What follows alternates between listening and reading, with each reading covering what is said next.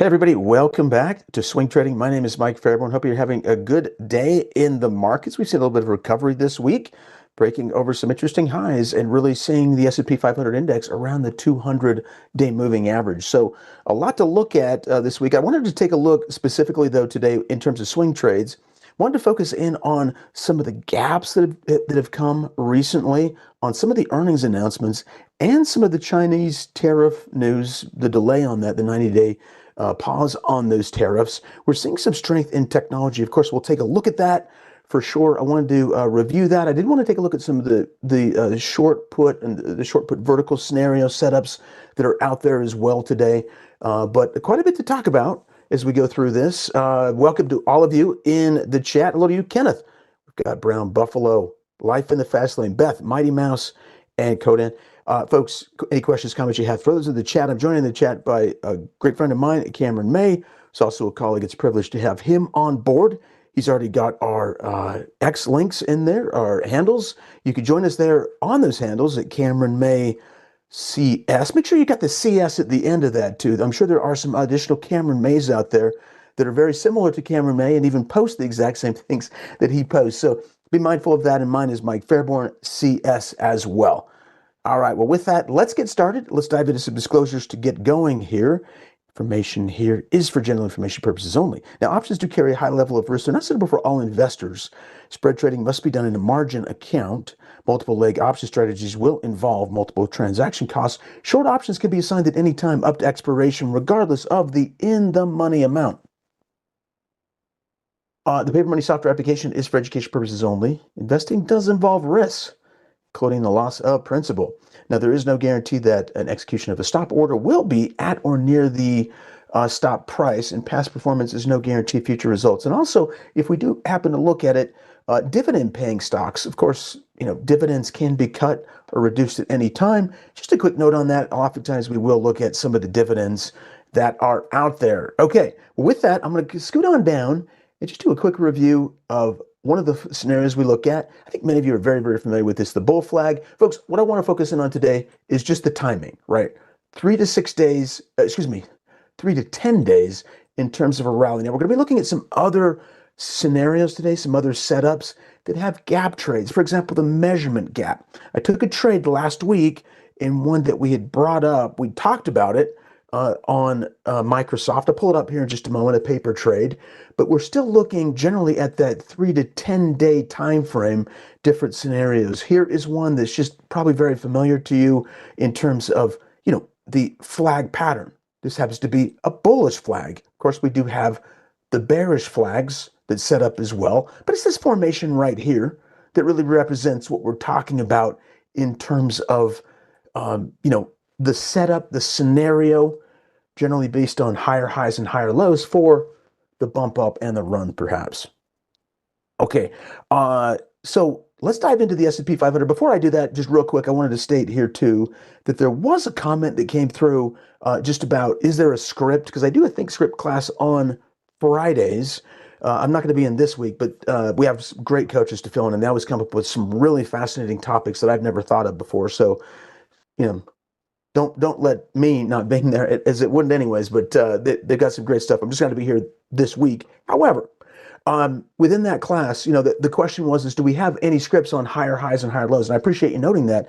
I don't think we have anything specifically on a script like that. What we have talked about, though, are trends. We've talked about breakouts, and a lot of times that would have a higher high and a higher low. We have also a flag pattern. We have a flag reloaded pattern that we've discussed scripts on as well. And you can take a look at those. Those are in there. Just as a quick note, those are in that list of potential videos that you could watch. We have those in the playlist. And I'll pull that up right now. In fact, here's a look at Cam as well up here. I'm going to go ahead and just click on the playlist. And if you go down to the playlist, there is right up top here just the swing trading. That's this class. I'm going to scroll down to the bottom is normally where I'll find there's the market sector review, and right down here at the bottom.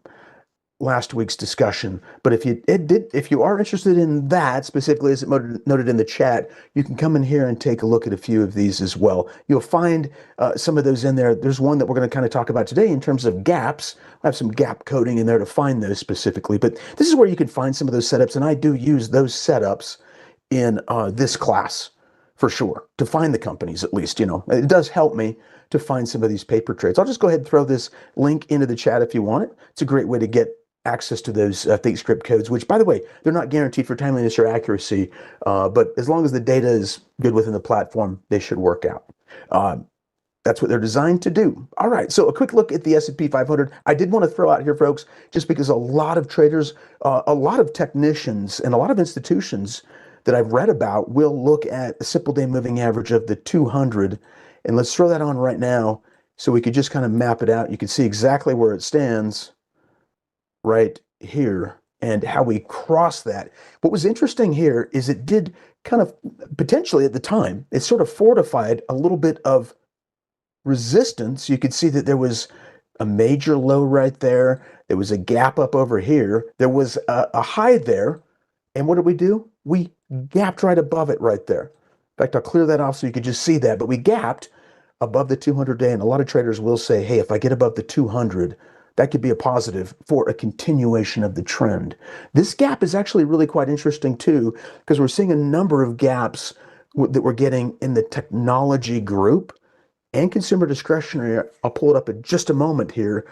But another key point is how are we doing above the 61.8 Fibonacci level that a lot of traders will look at and say, hey, if I can get above this level, then they believe that the chances are we'll continue to go higher. That has continued to unfold since we got above it, and this long-term 5650 level. I'll kind of pull this over. Time keeps dragging forward here. The 5660, I should say, 5660 long-term support level, real close to that 61.8. We've gapped above it. It could present support if we pull back down, but right now it is showing potential strength, perhaps. I mean, that is a strong upward trend with the gap coming in right there as well. Of course, the gap is that the pause in the Chinese tariffs for 90 days as they try to work through some things, and we'll see how that all unfolds. All right. So, perfect. Hello to each of you just joining us. Great to have you on board. All right. There you go, Cam. Perfect. Yep. All right. So let's do this. Let's go ahead and take a look at the grid. And I wanted to highlight how much this has changed just over the last couple of days. Now, last week we talked about the firming of information tech. Remember, we saw us come up to these highs and we were saying, gosh, it could be a shoulder, head, shoulder, like an inverted head and shoulders pattern here. Well, we saw something quite different. We saw a lot more strength come through with a gap, which could also mean for some of the companies out there, a pretty good explosive move to the upside, perhaps, right? It could be, right? And we'll see what happens, but that did break above some key resistance levels, and you can see over here clearly, this is in fact a higher low, a higher low, a higher low, right up to our point here. That was basically the extent of the pullback, and then we saw a rally higher. Now, what we did get is I minimize this back down again, and let me just share this so everybody does have it, just real quickly. Got to share it down here. That's right. It's always in a different spot. You got to share the grid in the share grid space if you guys want this. This is not a ThinkScript. It's simply just a grid of all of those S&P 500 11 sectors with the S&P down at the bottom. Quick note over here, consumer discretionary. Also, you can see similar to technology, but gapping higher. Now, what we did see was a reversal, you guys, and we did mention this, that there's a possibility if the technology goes up, which can happen under better economic or at least perceived economic conditions, there can be a reversal, that we out of the defensive type sectors, healthcare, consumer staples being those, and it dipped. We talked about this last week. We talked about gold a little bit too. In fact, we had a trade on with Verizon and Newmont. Newmont was a little bit ago, but they both went. We got knocked out of those. Now, they did gain a little bit, but nonetheless, we did get knocked out. In fact, let's just pull that up right now just to review what we'd done. there is the Newmont. There was the potential for a rally to the upside, but when the economy showed more strength, that's kind of the risk we're facing right now, isn't it? With the tariffs, it's news flow. And it gapped down right there. The one thing for those of you that were looking at, let's say, the 10-period moving average or the 9, which we said is a viable way to exit these trades, the pullback you'll note on that 9 or 10 moving average, it did break and gave an exit signal before it actually gapped down. So that would have been potentially an exit in that regard, because we did jump up above it and we held. But anyways, Verizon did something similar too.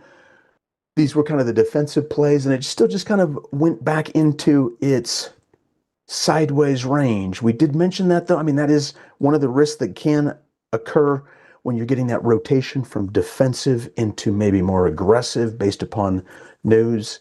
And so we'll look at that again a little bit. But based upon this gap, we also saw when these gap down, we had other stocks gap up. And last week, in fact, it was the 8th,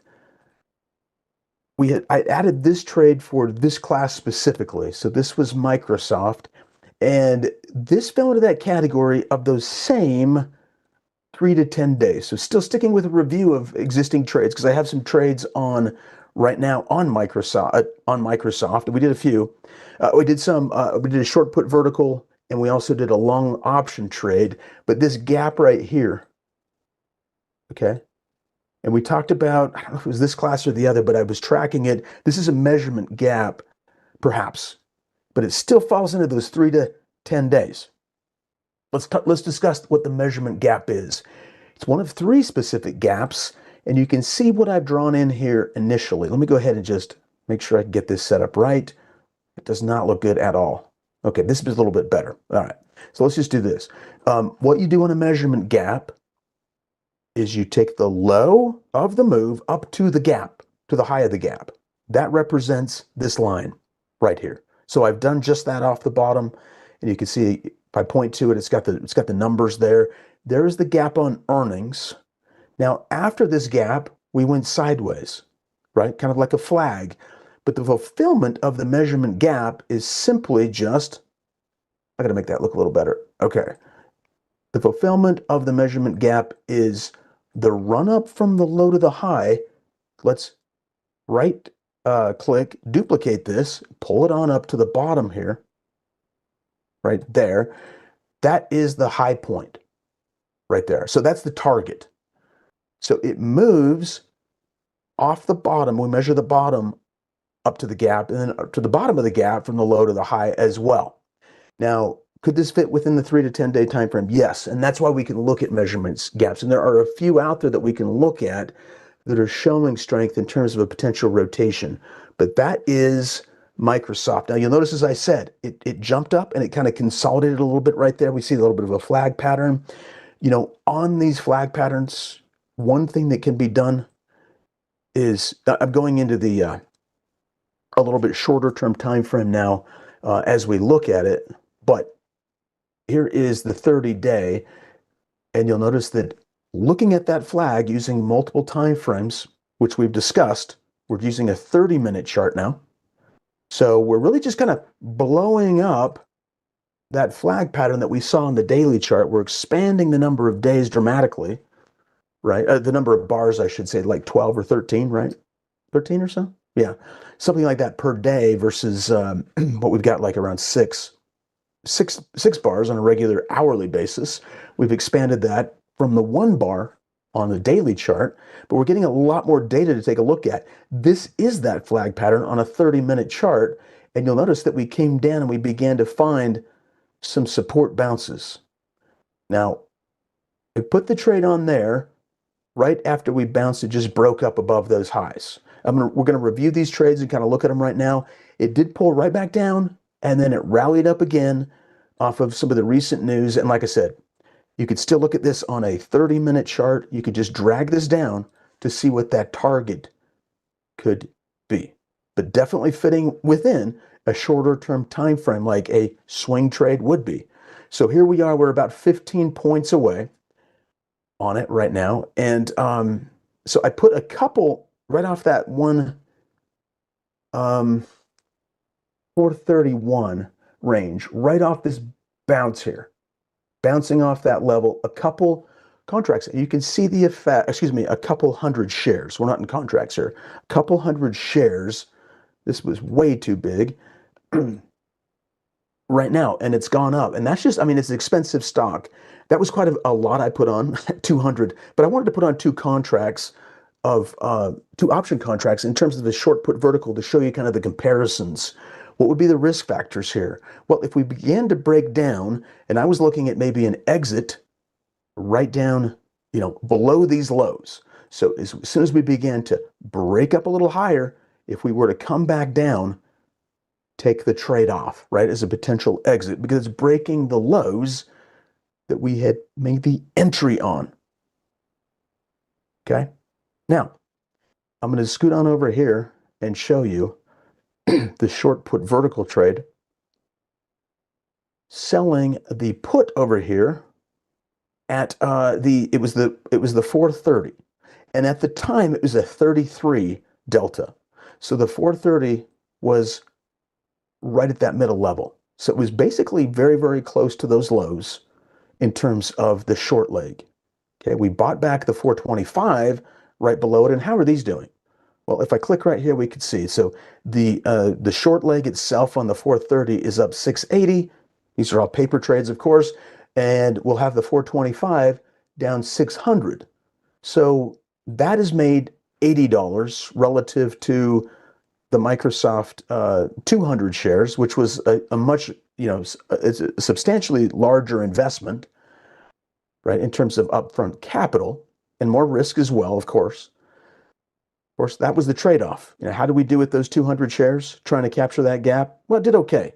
It's doing pretty well. Of course, maybe it was only 50 shares you do, but I wanted to do at least a contract so we could kind of make some comparisons. I ended up doing two on the short put vertical first, and then just wanting to compare 200 shares of stock is how it ended up going. But you can see over here on this 30-minute chart, we're still getting some of that upward momentum. And you notice kind of like higher highs, higher lows, maybe another little flag pattern. Is there enough in here to reach our point?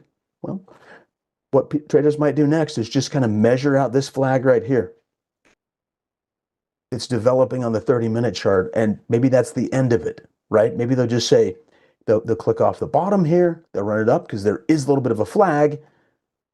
They'll duplicate this, and they will paste it over here. Oh, I'm sorry, duplicate.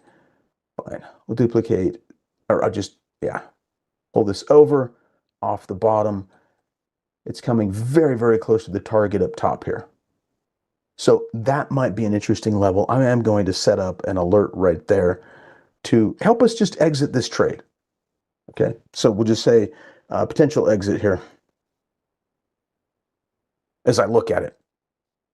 But if there were any indications, if it starts to break down or whatever the case is, that could still be used as an exit strategy. So we did a couple of things here, right? We looked at multiple time frames because we have less data. We're looking at 3 to 10 days. You don't see a lot of action necessarily happening on a daily chart here. I mean, I do see a flag pattern developing, but it's kind of a little bit more tricky. You can still see the line that we drew in there, but it wasn't as clear like on a 30-minute chart.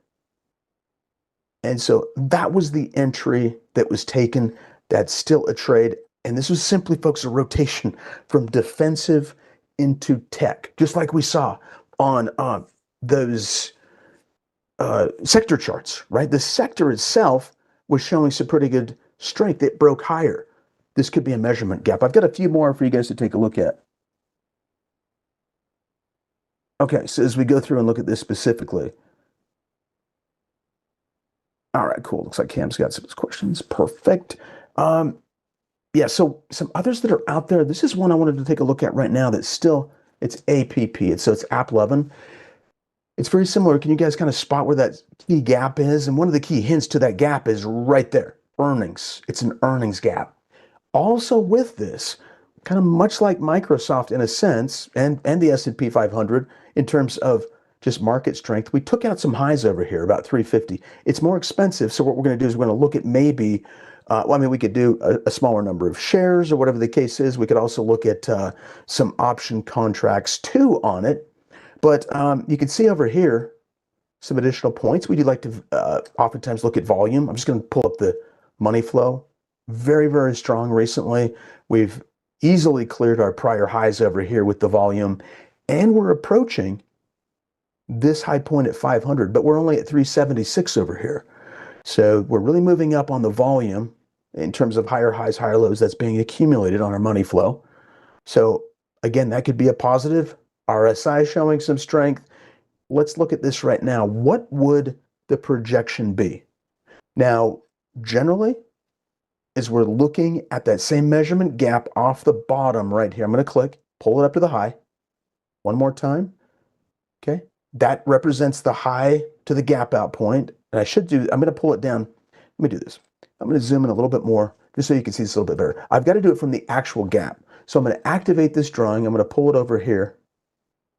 And I'm going to drop this down just a little bit right there. So I used it off of this actual high right there. Okay.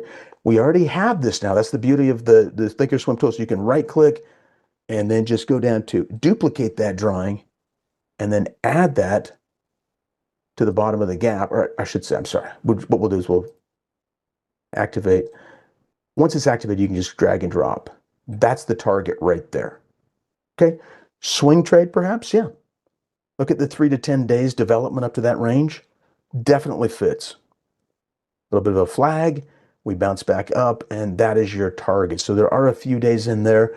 A little bit of confirmation here today as well in terms of just getting above that 350 resistance level that had been there for quite some time, right? So let's look at the 350 right now. I'm going to go into just a shorter term chart and just see what we've got developing. There's the 30-minute chart. Folks, flag here, perhaps, and could it continue?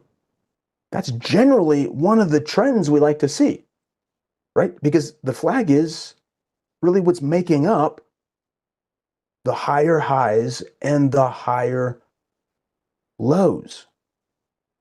The trend higher. We're capturing much of the price movement and we're not pulling back as much. So here we go on this app 11 right here. It is at a consolidation, and you can see short term we're actually starting to just barely break higher here, right? Just barely getting going. Okay, so that is perhaps a day trade. Excuse me, I meant to say a trade with the stock. If we come over here and just see how the options have been doing, the stock does trade about 7 million shares a day. Right now it's currently close to 8. And if we come down here and look at the options, we don't have a ton of volume. This is in the 300 range. The spread's actually not that bad for a almost $400 stock. It's not terrific, but it's not that bad if we were looking to do a potential spread. So the question is you have to ask yourself, are you okay looking at maybe a spread trade or just a directional stock trade? One of the things is we don't have a lot of time left, and there's not a lot of liquidity on these weeklies. So there's 3 days left here. Generally, we're only going out to about 30 days. This has got a 38-day time horizon, but that's where our volume is at, right? In terms of our open interest. Sometimes these weeklies can be very, very illiquid and just not workable.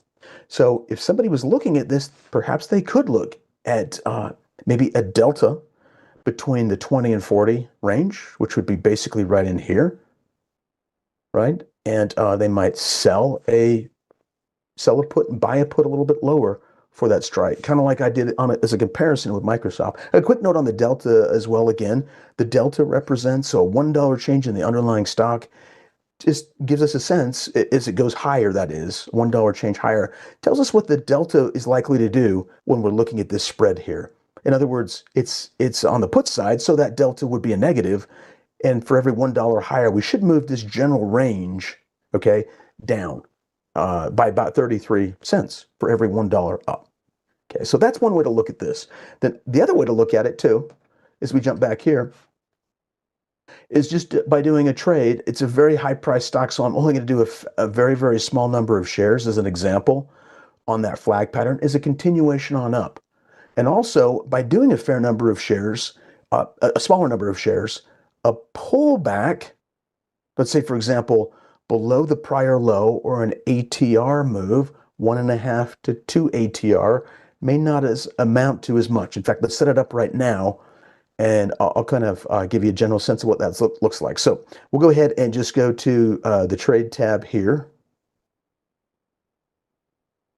And actually, let's see if we can just pull it down. We'll just do it by custom. I'm just right-clicking by custom with an OCO bracket, so we can just have the trade tab actually on our screen. This is helpful too, because we can kind of make some general measurements. So our target up here might be around, what was it, about 417-ish. We can always drag it or so. Now, why did that? Hang on a second. That is our price. Why did it price so much higher? That was really odd.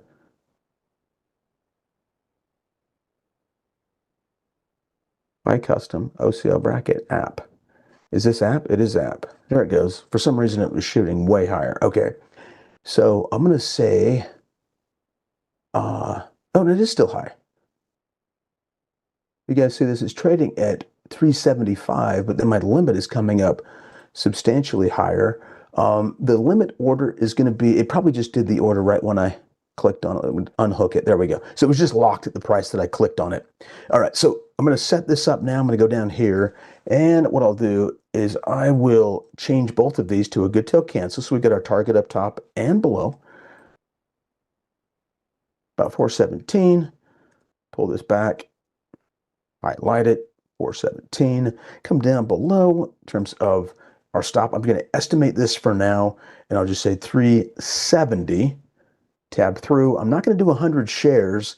I'm going to try to put it a little bit more moderately because it is expensive. In fact, what we're going to do in this case is just do 20 shares. Okay, we're going to have this all set up.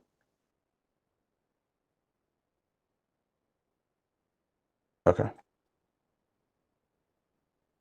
All right. Let's confirm and send this and just see what we've got. Everything's set.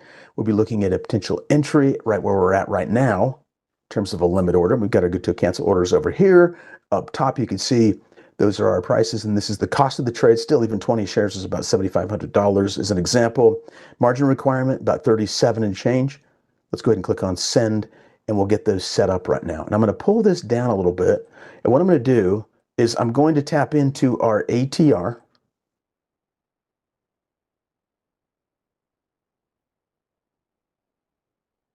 Okay, and let's just get a good sense of what that stands, where that stands. Okay, so the ATR right now is at 26. Now, for example, if we did a 1.5 ATR, where does that put our potential exit at? So 26, and I'm just going to take that times 1.5. Let's pull it up. 26.6. 26.6. 5. So about 40, just darn near 40 from where we're at right now. So if we take this number here, we click on it, we pull this down about 40, it puts us right below that low, kind of into this range right there. So that puts us about 136, excuse me, 336, 336. So let's adjust this down here, put it in place, 336. I'm not going to just make it perfect, but I'm just going to give you an idea where it would be at. Okay, so right in there. So potential exit from where we're at right there, and you can see the target of the upside. Now that's kind of a one-to-one. If we wanted to tighten this up a little bit, this is where these ATRs are helpful, because we're trying to get, when I say one-to-one, I'm thinking about potential risk versus potential reward up here. It's about a one-to-one. Now, there might be some traders would say, well, I think there might be a higher probability of trending up higher. That's the question. That's what the trade is built on. But that's a 1.5 ATR. If we said, hey, just take me, if we go below this low, could be another way to look at it, the prior low. Or, in fact, if we go into a 30-minute chart, what does this show us? There is support right through here. If we were to break that support, maybe that would be an area that we would want to look at. And now what we're doing is we're just taking that potential exit focus and we are zooming it down into a time frame that might make more sense for the possibility of the potential risk and reward levels too. Okay, so we're kind of keeping it tight. So I wanted to go through that. I'll keep it there for now, but if it bounces up, maybe what we could do is just keep pulling it up to the prior low. So in other words, if we break out higher here, we just pull that stop up to that last low right there. And that's something I can manage. But that trade is under our belt right now. All right, CSX is another one with a potential gap. We're getting a few of these out here. This is in the NASDAQ 100. You guys see it? So we've been down for a while, a little bit of a rounding bottom. There is your gap. If we were looking for a move to the upside, this one is so close in terms of the pullback that it's got. In fact, if you look at this over here, we could look at this low as being maybe more of a conservative estimate. I'm going to right click, duplicate, and just give you a sense of where that's going to be. Activate this trend line and just pull it up off that low. So within 3 to 6 days, oh yeah, within 3 to 6 days. Does that level look somewhat interesting here? Where's resistance? Look at this. Sometimes these map out very, very well in terms of anchoring. Right through there, there. And here, and here again. Could we be en route to 32? If so, we may have a swing trade that fits right within that level too. So I'm going to go ahead and just put one on here. It's in a different group. Money flow has been showing strength off the bottom. Clearly, it's been higher highs and higher lows here with the trend. But that's what we're looking at. In terms of possibility of, by the way, option contracts, you can see that the open interest over here is pretty good, but it's a low price stock, so we're really not generating a ton over here. With that delta at 36, 5 cent spread, very good there, but yeah, it's very, very low in terms of potential premium. So we'll just look to put a trade in on this as well. Okay. Here is, by the way, the 30-minute chart. So pretty much higher highs, higher lows. I realize we're not getting it at the perfect time, but it is nice to put one in during our session. Let's right click. Let's go ahead and buy custom with OCL bracket. I am going to unlink this so it all lines up. Our target up top is about 32. Thereabouts. 32. Down below, it's going to be below the 30. Let me just go 29 for now. Put these as a good till cancel. Oh, good till cancel, good till cancel. I'm going to bump this up to 200 shares, and let's look at the order. Okay, so buying power effect, even with a couple hundred shares, is about 3,000. Quite a bit less than even our 20 shares on AppLovin there. Let's go ahead and send that through. So we've got it in place. That's what it looks like. Now, this lined up pretty well with our target. The next thing, though, is, hey, where is the potential for an exit? Here's our 30-minute chart. Well, you know, if it breaks below 30, that could be an area that, you know, it might show some weakness, especially if it starts breaking below this point. So right off the top, I mean, is that not the low? And are we not giving it a little bit of room right there? That's the low point. It's run up to that level, and we'll see. So just like the last trade, we were maybe looking at a level that, hey, it was a prior bottom, a low point. If we break below that low, it could be an issue. You know, we'll see if it does fold from there. But just some general ideas on where we're at right now. But I would say the target lined up pretty well with the potential exit. Target level. There you go. Okay, we got that under our belt. All right, so there is another one out there. I'm not going to put a trade on this, but there are some more definitely that have been showing indications of a potential measurement gap. Here's another one that's a little bit longer, right? That's kind of gone up. All right, now getting into another area where we could find a bounce off of the swing trades, and that is when you've cleared a prior high, and you've come back down and rested on support on top of it. Here's one right here. So UHS. Okay, so we just broke above a prior high range right here. It's one to maybe keep an eye on. Sometimes we break above and we can kind of hold. I'm gonna go to another one, EA. There is the flag pattern starting to set up as we've had earnings here. Take us a little bit higher above an interesting resistance level. A lot of this news, I think, with Electronics Arts was based upon Take-Two, where we saw a gap down for GTA 6.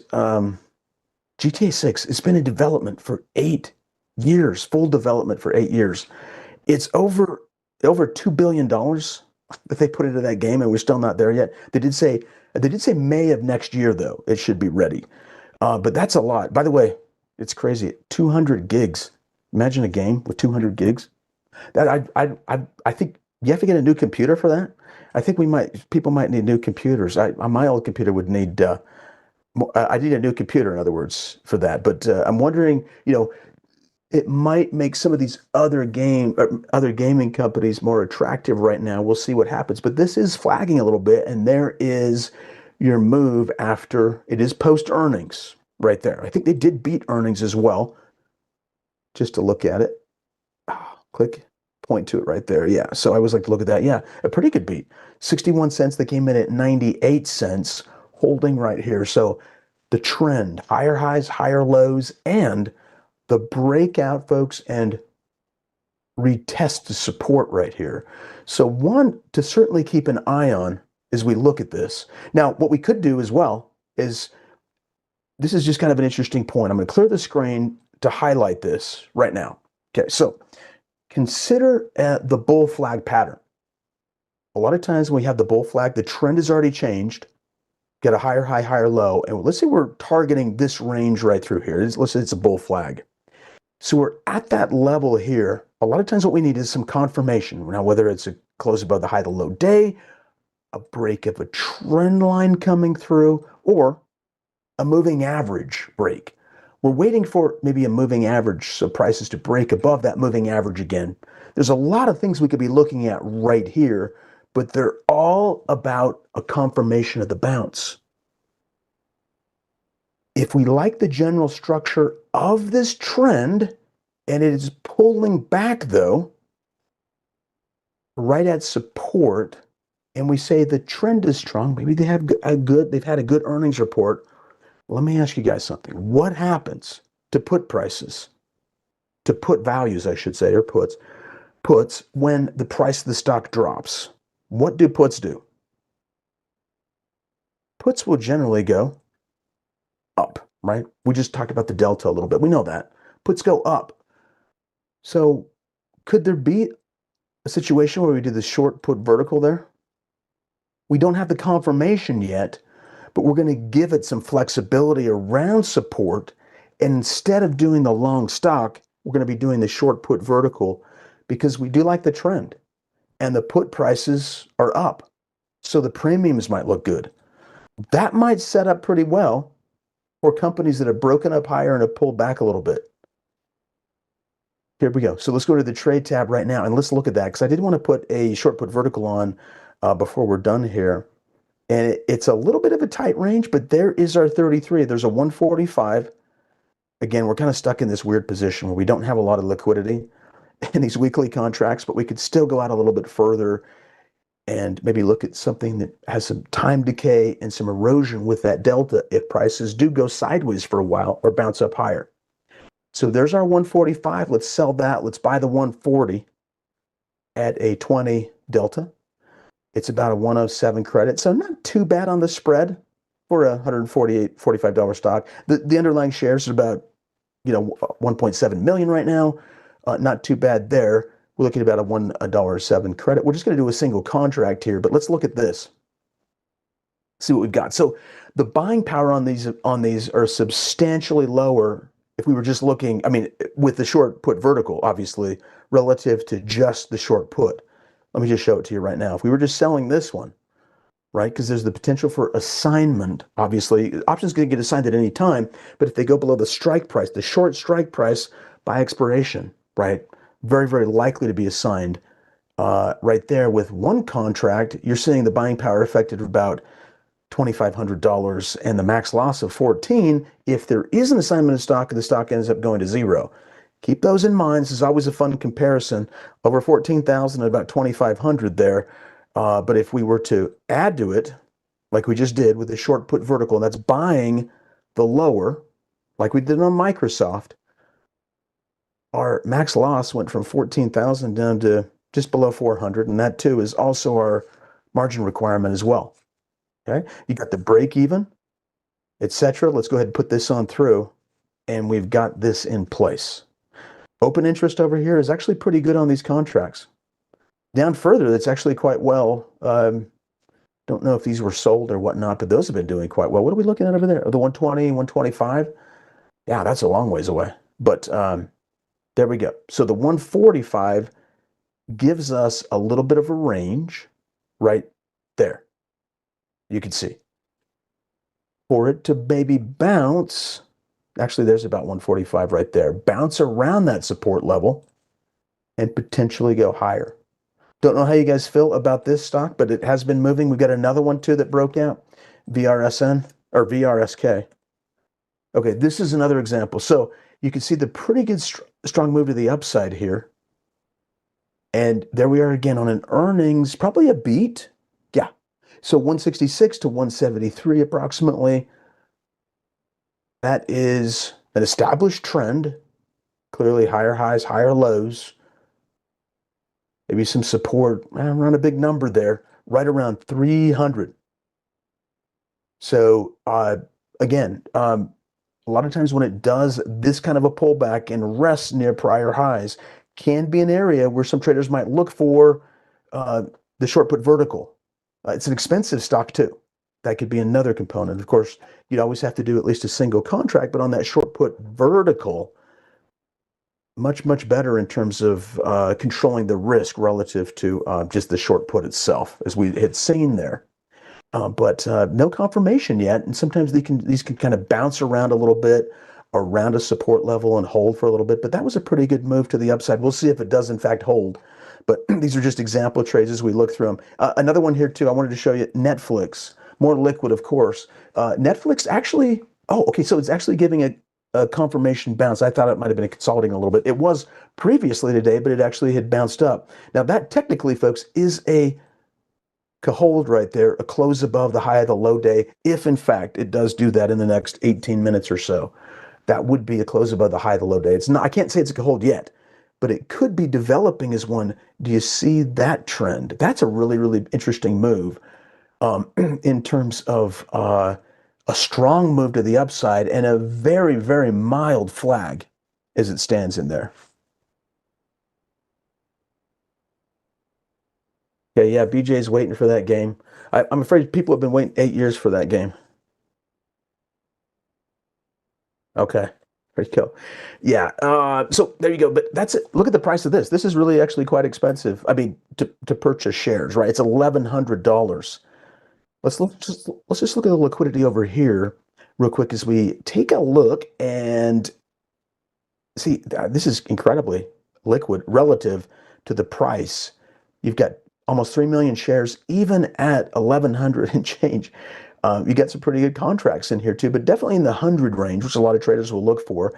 If somebody was looking for, let's say, a short put vertical here, that's right middle, right at the bottom, like right in the 30 range right there, something like this. In fact, we'll just set one up as we're here because it's a good example trade. We'll do this as the last one.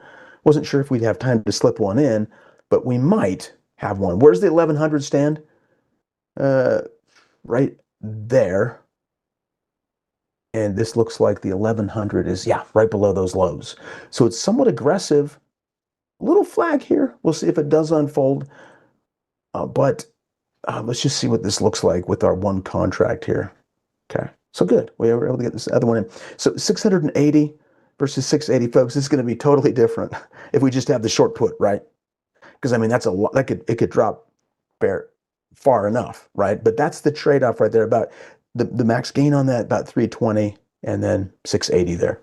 Always factor in commissions on those as well, but I'm going to send it through. All right. Well, we hit a lot. We went through a lot of them today, but really the core focus was really talking about what we'd mentioned initially. There are other ways than just the flag pattern to get in. In fact, we looked at Microsoft. We've got one on a trade on that from earlier last week, I should say, for a target in terms of a measurement gap. We did a couple of those. We looked at AppLovin, as well as we did CSX. Okay. And then, of course, we looked at Netflix and Electronic Arts. We looked at VRSK as well as a breakout and a test for perhaps some moves, but not a lot of flag patterns out there. And when that's the case, we can look for gap trades. All right, folks. Well, that's what I've got today, folks.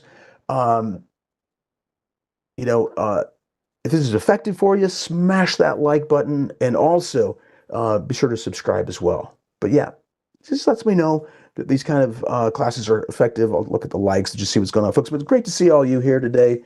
And love the questions, comments. Thank you so much, Cam, for your help as well. By the way, oh, we'll just have his alerts. So my alerts, I did have an alert on a breakout trade. Let's see. I think it was just at some of the levels that we were looking at on breakouts at certain points, high points. They were normally just extensions of the move, the target area. So, all right. But we are out of time. Good to be with you all, folks. Have a fantastic rest of the day. See you next time.